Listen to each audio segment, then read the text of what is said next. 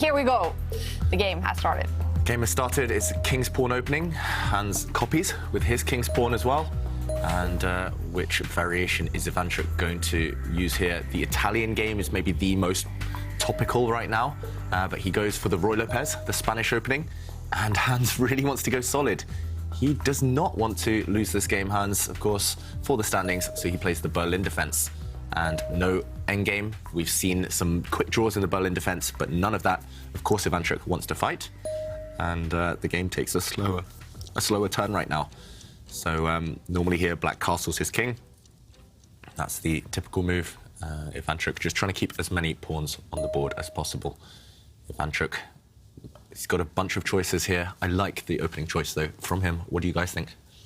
Yeah, I mean, again, you've got to think a little bit about experience. Ivanchuk, much more experienced than Hans, so he probably wants to play a bit of a longer positional game. Don't get involved with too many tactics, is the general thing I'm thinking. And he's played E4, E5 positions, these type of structures for so many years.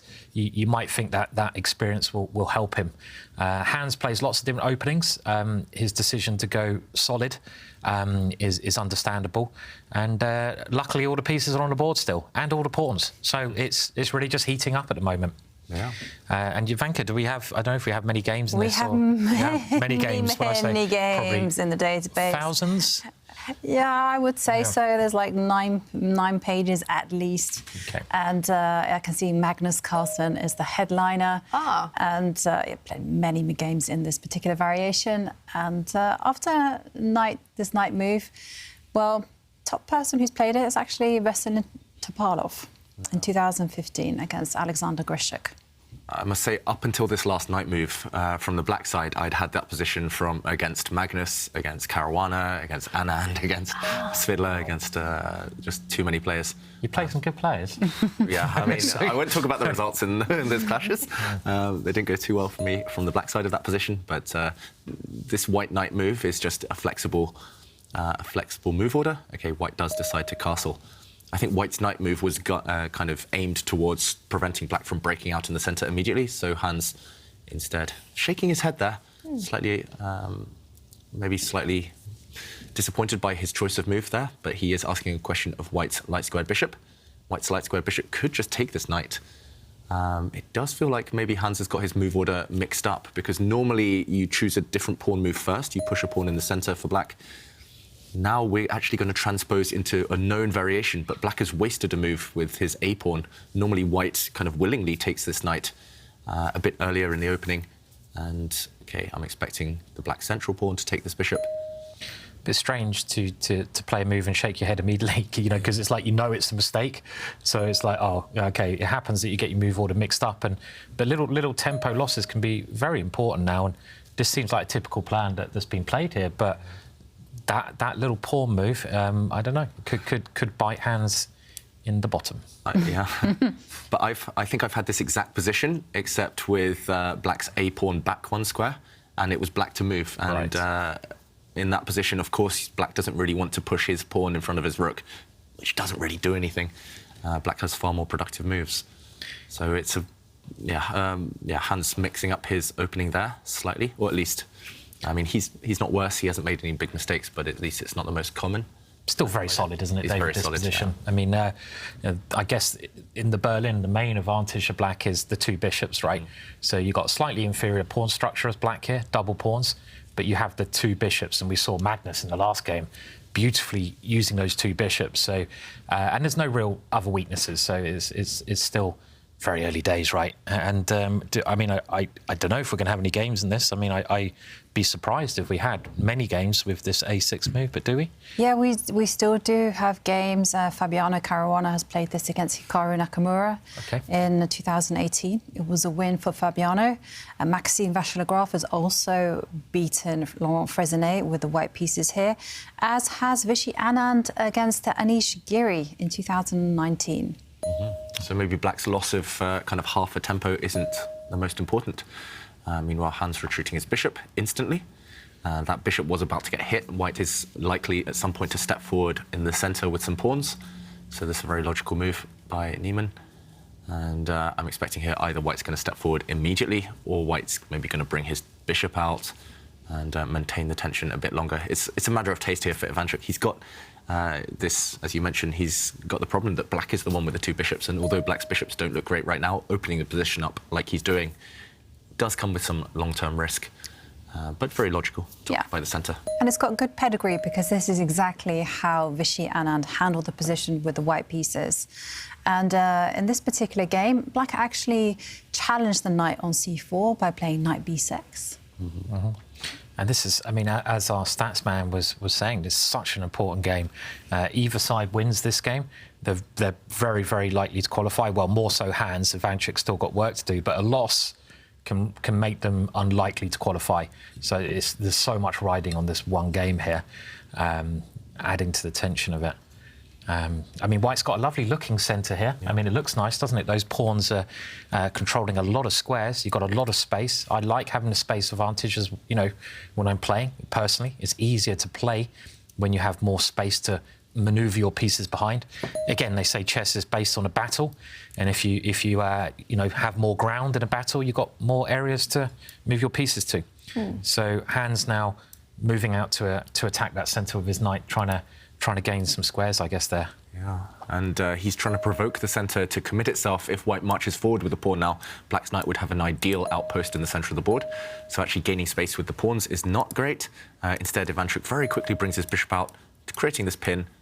Black kicks that bishop, and we see a trade of pieces. So now it's 2 knights against 2 bishops, which often favours the 2 bishops, but right now white does have the centre to boot. So kind of extra tension added in this piece configuration. And yeah, I guess black has some type of threat of pinning himself, creating this pin.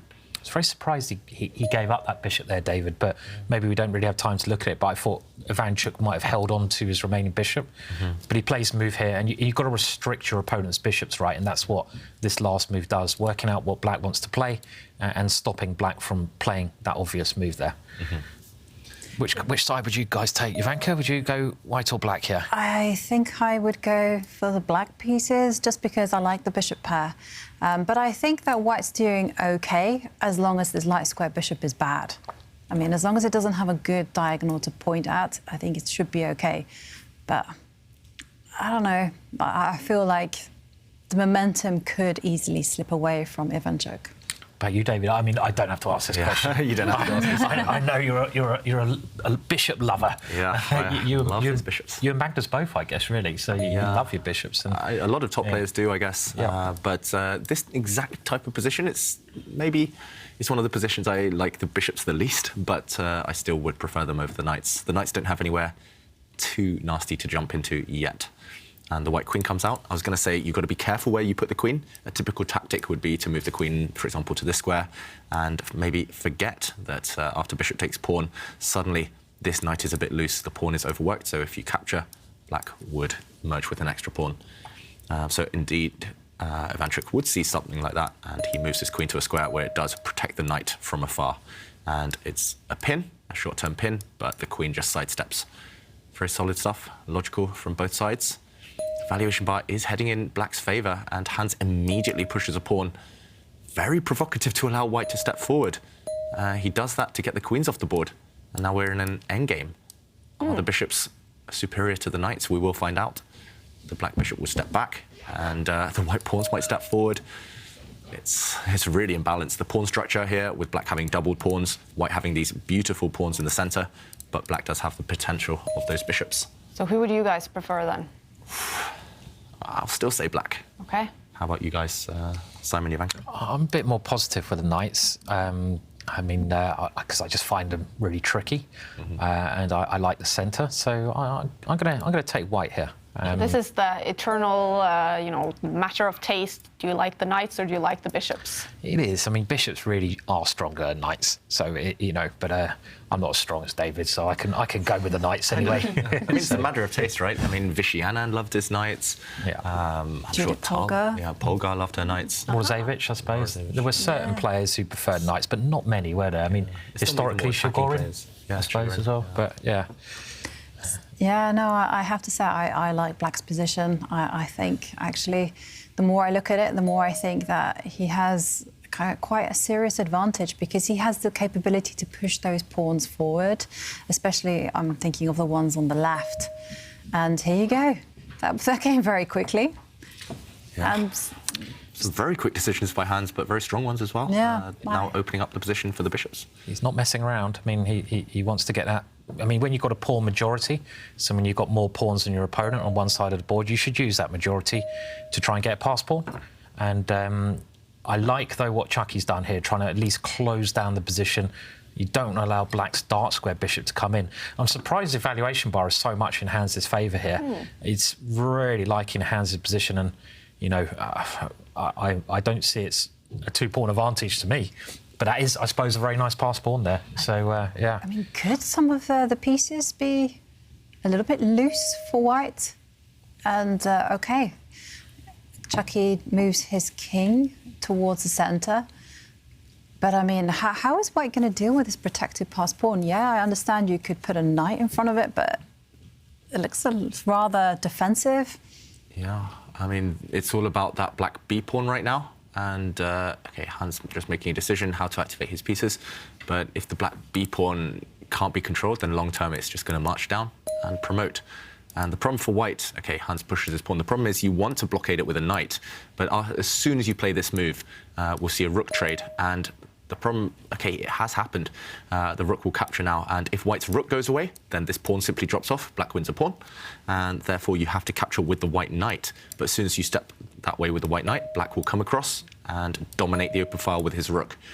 So that, OK, Chucky's actually just given up a pawn. Whoa. What is his idea here? He's given up, after rook takes rook, he's given up his central pawn. Things will start to collapse. Is his idea to activate his rook, attacking this bishop, but the bishop can just step back, still maintaining defense of this pawn? It looks like Hans is going to do a smash and grab, just win a pawn for free. I'm worried for Chucky. Oh, I mean, no. I really want to see Chucky qualify, as I've said throughout, because I just love watching him when he's on, you know, in gear. But this has been a brilliant game from Hans so far. He's made it look easy, you know, hasn't he? He's just played very natural moves, knows the opening, and he's gained a major advantage now. By playing these natural moves. After we saw that piece imbalance, you know, two bishops against two knights, I think Hans has just played it perfectly. You know, he's swapped off queens when he's needed to, and there you go, he takes the pawn. And he's looking very impressive right now. And I wanted to share with you a tweet from Takiwaki, actually. He said they started playing chess with their son in 2021. And he even baked me a beautiful birthday cake. My rating just hit my birth year of 1980. Never too old to start the beautiful game. I love chess cakes. Yeah. That looks so yummy. Have you ever had a chess cake? No, but I've had a lot of cake. As you may have noticed. You're famously a cake thief, Simon. That does sound bad, doesn't it? But I did once walk out of a shop accidentally without paying for my cake, and I nearly got arrested. So I'm the Norwegian ginger cake thief. But yeah, that looked gorgeous, that cake, didn't it? It did. You should steal some gingerbread, though. That's... Gingerbread. Well, could be gingerbread, you know, I have been called similar before. But this just, it looks so good for black now. Black's a pawn up, two bishops, and it's white's knights. So there's David's called them superfluous knights, where they can't get in the game. Two connected past pawns. You know, he's making it look so smooth. The bishops can now come in with a check. This is horrendous for Chucky, you know, if you're a Chucky fan, unfortunately, but great play from Hans. Yeah, he's made it look easy, as you guys said. He did the same to Aroni and a few other players. He's just very confident. I think it's the speed as well. It unsettles some of his opponents. Ivanchuk has tried to keep pace with Hans, but maybe it was worth slowing down a bit. There were a few critical moments earlier when those exchanges, those bishop for knight trades, everything, when all of those were happening. Maybe Ivanchuk should have just slowed down slightly. Now it just looks like push the pawns and you win. Actually, David, you're right. This is like a rookie mistake that people make, especially on over-the-board tournaments. It's like, you know, your opponent plays super quickly, and for some reason you get carried away and you match the pace. And this is where mistakes happen. Yeah, I mean, it's quite rare also for Chucky to get outplayed, you know, because he's so experienced. But he has been matching, as you say, Hans' speed, and that's not really like Chucky. You know, he needed to use that time a bit better, I think, to you know, work out the problems in the middle game. I'm not really sure where he's gone wrong. I say that. It's been such a beautiful game that I don't know where. There's no one mistake, and that's what makes the win even more impressive. That it's just been, you know, when you can't identify a mistake, it's smooth, yeah, very smooth. Kind of thing that Magnus Carlsen would very often do to his opponents. You know, where did your opponent go wrong? No blunders, but you win. Didn't Magnus say that was his favourite type of victory? Yeah. The kind where the opponent's like, he did. Yeah. I did everything I could. Yeah, yeah. What did I do wrong? Yeah, yeah. And maybe it's just those two bishops just came to life, right? I mean, it's the Berlin. I'm going to have to start. Did I just say I'm going to have to start playing the Berlin? It's got the reputation as being one of the most boring openings where the queens come off and you grind away. But it's a blooming good opening, the Berlin, isn't it, David? I mean, have you? No, you're Caro woman. Yeah, super Caro woman. I remember the Berlin from the World Championship match in 2016, though, and that was, well, I don't know if entertaining is the word, but it was tense. Yeah. And famously, 2000. This is when Kramnik used it.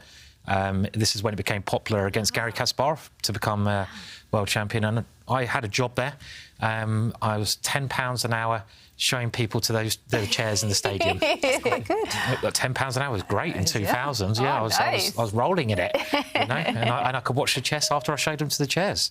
Brilliant. Fantastic, But then they started playing the Berlin and like, what the hell am I doing here? I'd rather be anywhere else. It's a good way to frustrate white, just to make them. It feels like banging your head against the wall trying to break the Berlin. And I've had many kind of games when I've had black and my opponents have just got frustrated, overpressed. And it's a good counter-attacking opening. And OK, Hans meanwhile pushing pawns. Really nice move, retreating his rook, offering a rook trade. That's a brilliant move, because now his dark square bishop is allowed to come in. You know, he's breaking the pin. And has Chucky resigned? Chucky has just resigned. 17 minutes, a smile, and he looks a little bit surprised, actually, Hans Niemann. But this is a fantastic result for the American